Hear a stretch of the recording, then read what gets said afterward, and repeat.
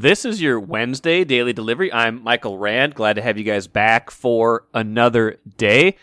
Lots to get to on today's show. Sometimes I say that, and it's a little bit of a stretch. I'll be honest. Not every show has as much, to talk about as other shows, right? I mean, we not every day is created equal in the sports world. Let's just face it. You know that as a viewer. I know that as someone who writes and talks about sports, but I can honestly say that in the context of all the shows I do today, there is probably a more than an average amount of things to talk about.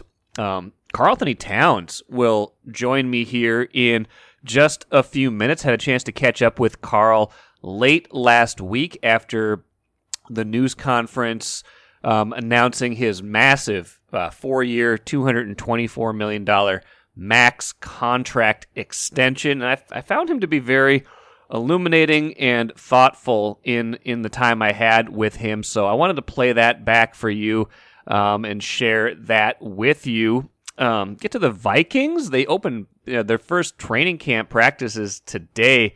Season hurtling towards us faster than we'll think. Got a few Vikings thoughts to share, but mostly just acknowledging that it is now once again football season. And I'll get some P.J. Fleck. He talked at the Big Ten Media Day on Tuesday. Gophers football head coach, of course. Some interesting things that P.J. Fleck had to say about Mo Ibrahim, about UCLA and USC joining the Big Ten. And it's just something interesting about the offense and how he considers what he considers balance in the offense. So I thought that was interesting. I'll play a few clips and talk about that as well. But first, what did I miss?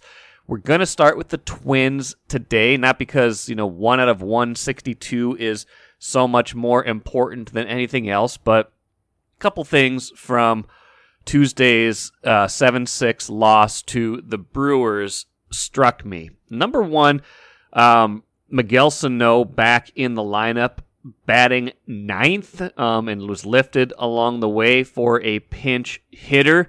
Made a certain amount of sense. Left-handed starting pitcher for the Brewers in that game. So he started. Luis Arias came off the bench, pinch hit for Sano later in the game.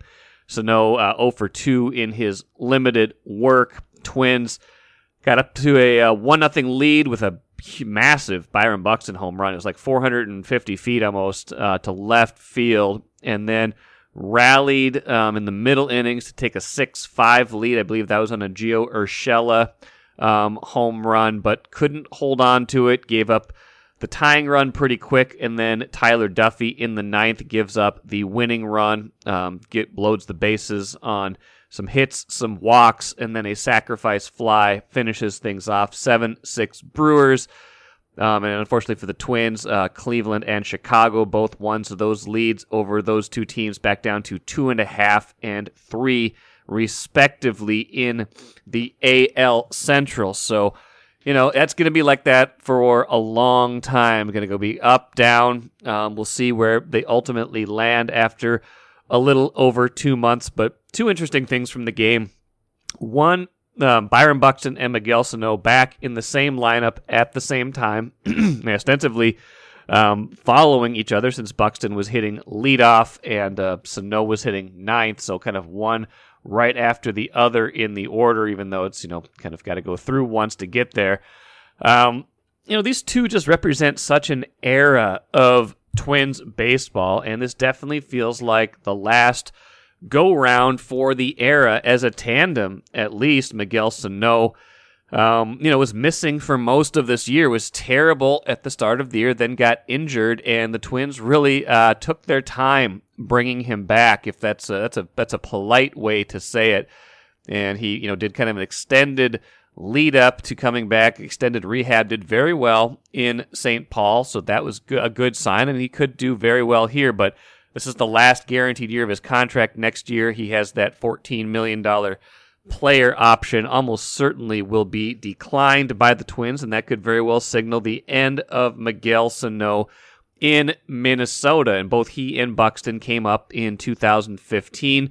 Sano to the greater immediate success and fanfare. He second half of that season really was carrying the Twins offense to a certain degree, keeping them in the wild card race really until the final week of the season. Buxton more rough around the edges right away. You could see the flashes of brilliance. You could see the speed, but he had not figured out major league pitching at all, at least for the first, really for the first 3, 4, 5 years of his career. Not really till 2019 did he start putting things together at the plate.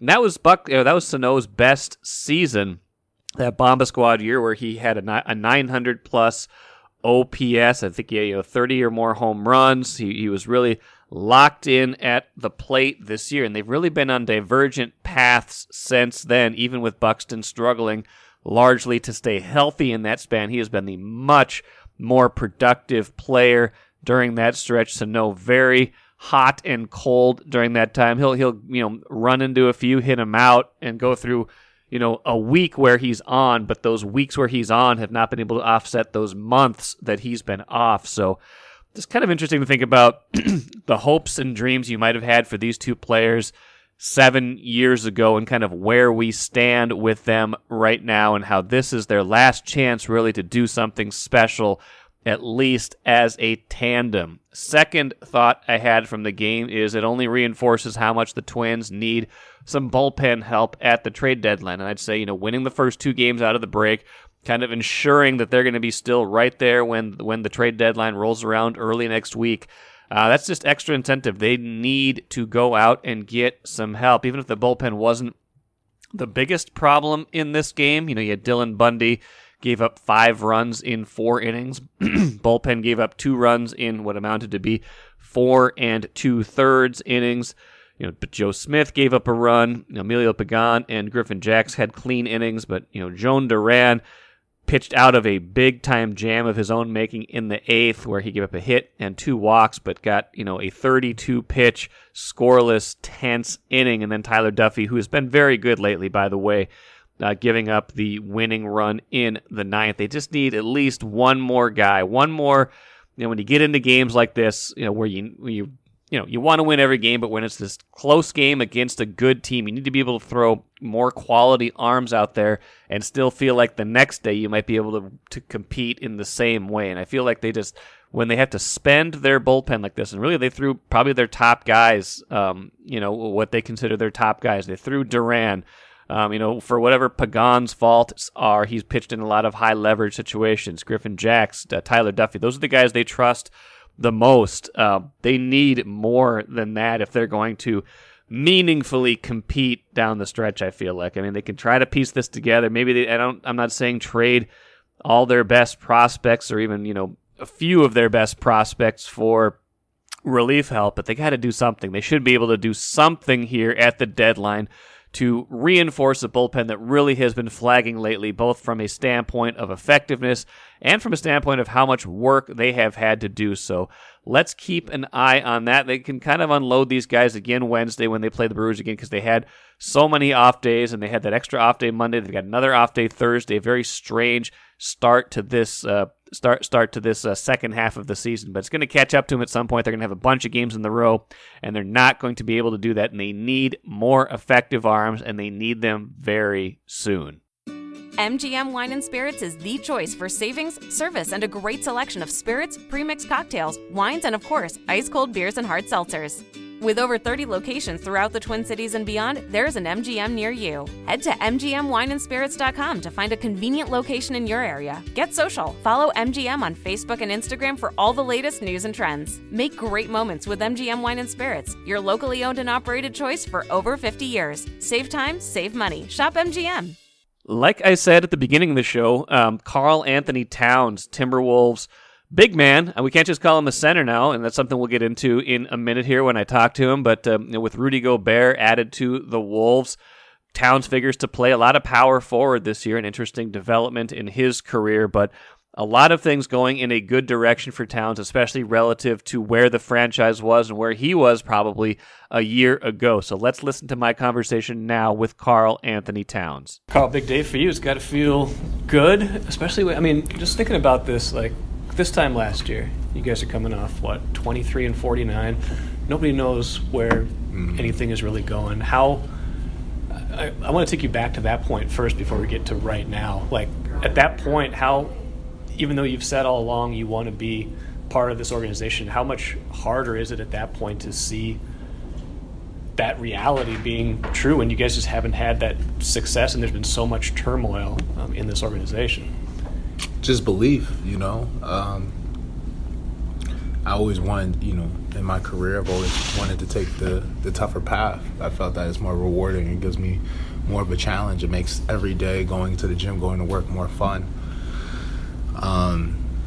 In the same way, before my career, I could have played with Team USA, and I decided to play with the Dominican Republic because I wanted to be able to take my mother's country to a lot of those things. That will be the first time being, I think it was the second time ever being in the World Cup, first time having a chance to qualify for the Olympics, being the closest ever. So challenges has always pushed me. Being able to do something that no one else has done is very fun, and it's very exciting for me. So I just, seeing in all that, I just had complete confidence and faith that, that the ship was turning, that our momentum was building, and the vision that me and Finch were seeing was going to come true, and more in that we would get the experience. We would, Ant's rookie year, we're all getting to know each other, injuries, all those will clear up, and before the last season started, that we would have a really good season. Yeah. Well, the hard path, faith is rewarded, right? I mean, it's not like you guys are anywhere near where you want to be, but you fast forward a year, you guys made the playoffs, 46 wins. You sign this contract. I imagine at the point you sign this contract, it's, even if it's not necessarily easier because you felt that faith along the way, it feels like it feels good to have it on paper. Yeah, that's kind of what I'm saying, right? Like it's like you can see some of this already starting to happen before you before you're doing it. We've seen the NBA, how it plays out. Yeah. So it's good to actually have it be a real thing. A physical real thing, signed, printed, dated, done, handed in. So this organization has preached, not to me but to everyone, that we want to make this a very honest and family-like environment, and they kept their honesty when it came down to putting the numbers on the check. So it was very fun, and it wasn't even never about the numbers. It was just about my comfort being here. So a lot of people in my position, they get to this spot and it'd be their second contract, and you're looking around and trying to get a ring from the easiest ring around the league, and I wanted to take the harder route. I wanted to be loyal to the people who brought me into the league and gave me a chance to prove my worth, and I wanted to win here. You've already made a life-changing amount of money once. This is a second life-changing contract. Isn't that crazy? Isn't it? It is. I've gotten more messages over this one than the last one. And really? I'm laughing like I didn't get a max the last time. Right, you did. But it's like, does the sheer, like, when you just look at the number, does it still startle? Two. Does it startle you? It's the two. Does it startle you? My girl told me the same thing. She said it's the two that gets everyone real giddy, and it tickles them a little bit. So,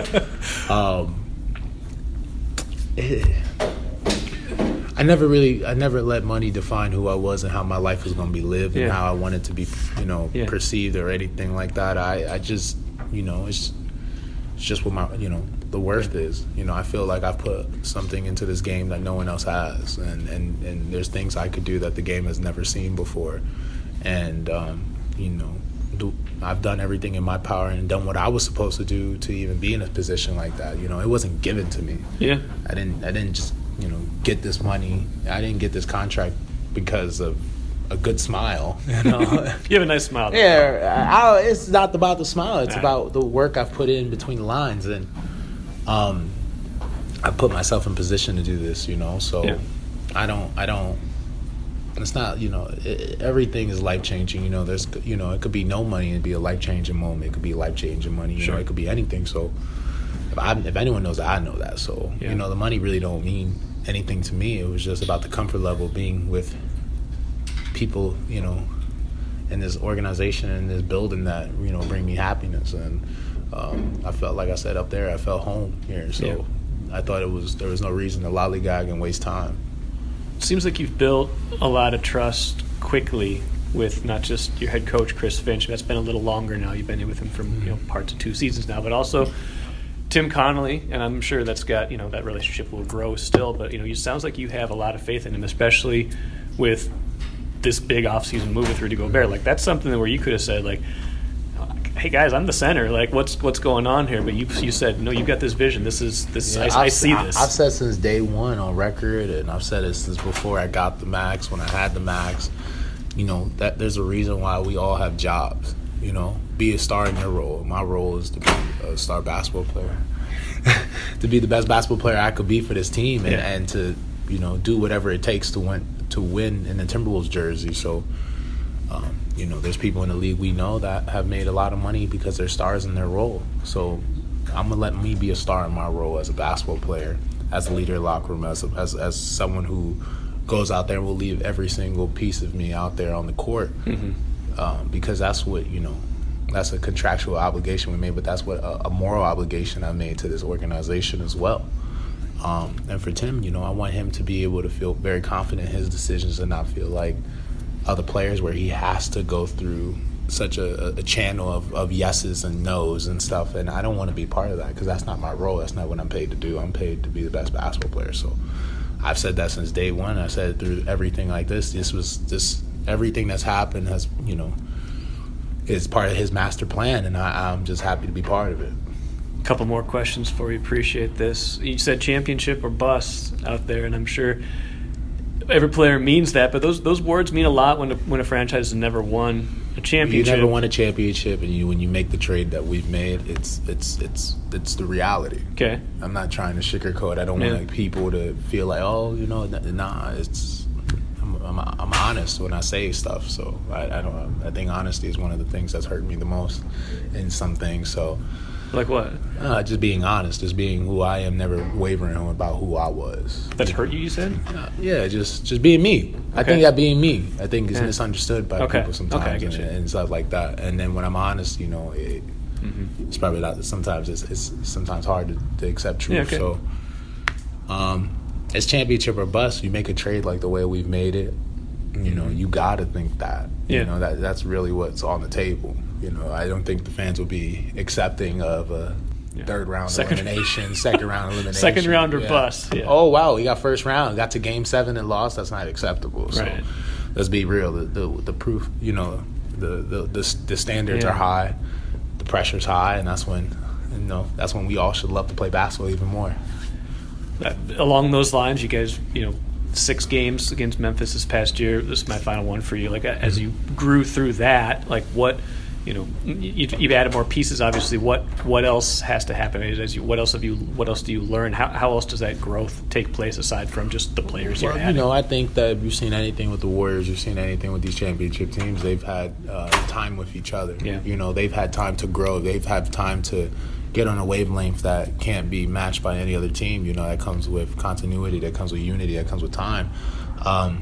We don't have that kind of time, so we're going to have to rush that up and find ways to know the little nuances of each other. So when we're on the court, I think a lot of wins we had this year in those 46 was because we were so connected as a group that, we found ourselves winning games just off of pure chemistry, just knowing where someone was going to be, truly believing in that, and we winning these close games. So we got to figure that out quick. And they never said the job was going to be easy, but they definitely said it was going to be worth it. So if we could figure that out, the sky's the limit for us. Awesome. Appreciate it, man. Yep. Congrats. Appreciate you. Thank you.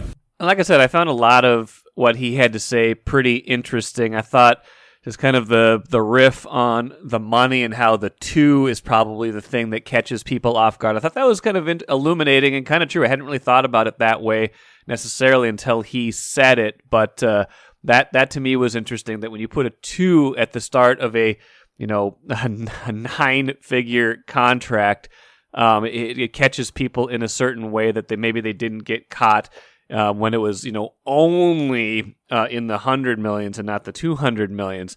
The other thing is people really latched on to the championship or bust quote of his, but I thought he had a pretty good explanation for that here. It's just he's trying to be realistic. He's trying to say, look, when you make a trade like the one we made for Rudy Gobert, I'm just paraphrasing here, that's that sets you up for a certain level of expectations. Maybe I don't know if he meant this year. I think that we can give him the benefit of the doubt there that this could take some time, but this opens up a certain championship window. And I think Tim Connolly, the president of basketball operations, might have explained it in a more pragmatic way, saying essentially, when this roster they're putting together, they feel like they can be a top 4 team, that they can be a team that gets a home playoff series. And once you're in that echelon, you have a chance. In any given year. Especially if it was a year like last year where there didn't seem to be this one team in the West that was going to run away with things. And I think the playoffs, bore that out. The Golden State ends up winning the West and winning the championship, but they were not a flawless team. That was not a team where you just looked at it at the start and said, this is the team that's going to win it all. So I think the bigger picture takeaway from all of this is we still need to see how this all looks on the court, but expectations have certainly been raised, and we're going to find out how that plays out with this roster and how they can handle that. But Towns is setting himself up right now to try to be ready for that, to try to increase the burden or the fun, or however you want to look at being one of those teams that's looked at as a true contender and not just kind of this little surprise, this nice little story that came out of nowhere. And that's going to be a fascinating thing to watch, how he handles it, how the rest of the team handles the idea that they are no longer just a team on the rise, that they are a team that should have arrived based on their roster, their spending, and everything about them. Let's move on. P.J. Fleck, Gophers football coach, spoke Tuesday at Big Ten Media Day. An interesting time in college football and college sports in general. PJ casually mentioning name, image, likeness deals a lot along the way of I think his session was about 15 minutes. Obviously, you have the additions of UCLA and USC. I'll play a Fleck quote about that here in a minute. Just a lot of change. The transfer portal, a lot of change in college sports, college football. And anytime there's so much change, you do wonder how quickly teams will adapt, how fast temporary solutions become permanent solutions when changes happen so fast. And then you kind of sit down 3 years later and you say, wait, what were we doing? What did we just do? What just happened? So the teams that are best prepared, the teams that feel like they have plans in place to, kind of go with the flow of these uncertain times should be the ones that succeed the most, in addition, of course, to the teams that just flat out have the most talent. But this is a very interesting time for college football and a very big year for the Gophers. Fleck talking a lot about the players who are committed on this year's team, saying this is the most committed he's ever seen a group at Minnesota. And I imagine some of that is the 4 players who came back for that kind of super season, that 6th year, which includes Mo Ibrahim, the running back who got injured early last season, could have played a different role last year. Maybe it would have influenced their season in a positive way, even though it was still a successful 9-win season. And I thought Fleck talking about Ibrahim was interesting, so let's listen to that. Yeah, Mohammed's part of that Encore 4 that they're kind of calling themselves, and I'm not sure if that's NIL or not, or some copyright infringement that I just threw out there for them. But you got Mo, you got Tanner, you got John Michael Schmitz, and you got Crab. They made choices based on really what Mo was going to do. Mo could have went to the National Football League because, as he would say, 5'8's 5'8. I mean, he's not going to get any taller, but he did it for the team, and he did it to kind of put a different ending to what happened. I think he's one of the best backs in the country, but more importantly, he's one of the best people you will ever meet in your entire life. And his leadership has become really infectious based on real-world experiences. Here's a guy who had a lot of NIL, right? And you run for 170 yards in the first half, you got all this stuff, and then boom, it all ends. And he can share a lot of those experiences with our team and those life experiences. So it means the world to us that he's coming back. He's at full strength. He's ready to roll. And we're excited about having him have a really, really positive 2022. Along the same lines, Fleck got asked about what he considers balance in an offense. And I thought his answer was interesting because it wasn't. I don't think he quite answered the question that got asked, but it still illuminated a little bit of his offensive philosophy, kind of how he saw last season, where I think there was some criticism that they ran the ball and were conservative a little bit too much, that they didn't let Tanner Morgan fully kind of try to win games. They tried to ask him just not to lose games. So here is Fleck on the notion of balance in offense. If we have to throw for 350, we need to be able to throw for 350. If we have to run for 350 to win, then we have to find a way to run for 350. And I think what you saw last year was, think back in 2019, we had 2 first-team All-Big Ten wide receivers for the first time in the history of the league, and then also had a 1,000-yard rusher, had one of the best offenses in the country. And then last year we lose 5 tailbacks.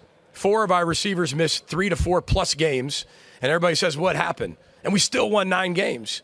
And that's a testament to finding a way in the system to do what the strength of your football team is. And we still had one of the best offensive lines in the country. So we had to make the game shorter. We had to run the ball a little bit more. We had to do what we had to do to find ways to win games. But now when you look at the balance, when we're at our best, we are balanced. I think any team would be able to want that in a perfect world. But balance to me means you do exactly what you have to do to win that game. Be that as may, and I think he's right in that you have this, you run the offense that the game dictates, right? If you're having success running the ball, if you need to shorten the clock, if there's certain external factors that are causing you to play a certain way, obviously that's going to take precedent over any sort of overarching philosophy. You need to be flexible within the context of a game, but I think an overarching philosophy probably needs to include more of a robust passing game. If this is going to be a team that doesn't just, compete to win 8 games again this season or however many games they could win, before the bowl season, but can really compete in a wide open, I would think, Big Ten West, they're going to have a more balanced offense in terms of run, pass, not be too predictable. So that will be interesting to watch when this season gets underway. Final thing from Fleck that I wanted to play were his thoughts on the Big Ten's edition of UCLA and USC. I mean, the first thing that came to my mind was, LA, are you kidding me? That's perfect. I mean, the Big Ten now is represented from the West Coast to the East Coast. And you look at the major media markets now, I mean, that's incredibly positive. I look at it, everything through the lenses of the University of Minnesota. We have a ton of living alumni out on the West Coast. And now that Big Ten footprint is really stationed there for all of our alumni. I think when you kind of look at, does playing out there help recruiting? Yes and no. I think it's very different than it used to be 10 years ago, where kids can live stream games. They can watch any game they want. They have all the types of resources in their phones. But I do think it's really positive for the conference and the league. We're excited about it. It's coast to coast. I think people asked me a question back there about travel. I think maybe other sports could be affected. But again, I look through it from the football eyes, and I was part of action. Tuesday, Wednesday, Thursday nights on 9-hour bus rides. And I'm not sure how many people ask me that question. So I think there's people way smarter than me that will figure all that out in terms of how we're going to make that all work. But again, it's a positive blueprint for the Big Ten, and change is really healthy.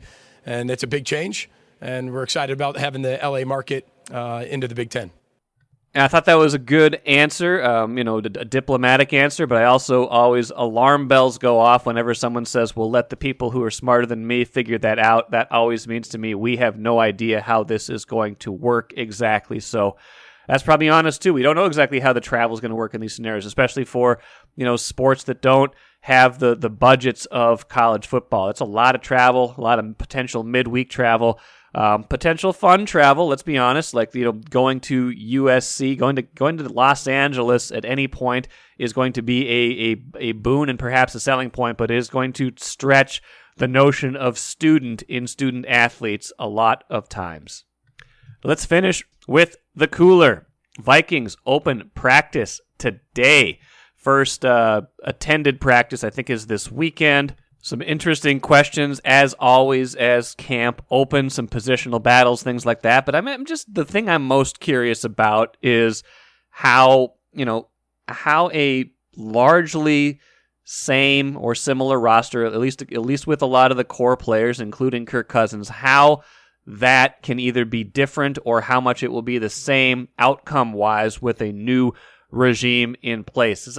Chip Scoggins wrote about this in today's paper at StarTribune.com. This will be kind of the final. This will almost give a final grade to Mike Zimmer more than anything. Like, was he holding this team back, or was he holding this team together? And I think that's going to be a fascinating storyline. And we might not get a clear answer. This team might go 8-9 or 9-8. We might conclude, well, the roster is just kind of is what it is. It's an average roster, capable of keeping you in things, but not capable of doing anything great. And that very well could be the case, and they might have to make some decisions off of that. But we might get a very clear answer if this team, far exceeds or far goes below what Mike Zimmer accomplished with largely these same players over the last 2 or 3 years. So that's going to be the thing I want to see the most. There's going to be the camp storylines. There's going to be who's the backup quarterback. There's going to be how the offensive line sorts itself out. There's going to be little battles here and there. But the overarching theme of this season is, can they do more with a lot of the same players? That will do it for today. Hope you enjoyed today's show.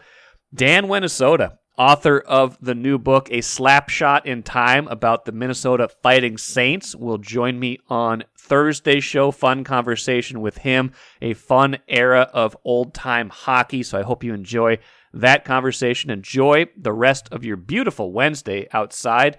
I'm Michael Rand, back at it again on Thursday.